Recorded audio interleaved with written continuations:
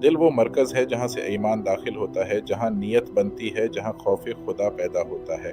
नफ्स वो पहलू है जिसमें ख्वाहिशात और मेलानात होते हैं, कभी नेकी की तरफ, कभी बुराई की तरफ। जब इंसान बार बार कोई नेक अमल करता है तो उसका असर उसके लाशऊर में, उसके दिल में उतरता जाता है और आहिस्ता आहिस्ता वो नेकी उसकी आदत और मिजाज बन जाती है। इसी तरह जब कोई गुनाह बार बार किया जाए तो वो भी दिल पर छाप छोड़ता है।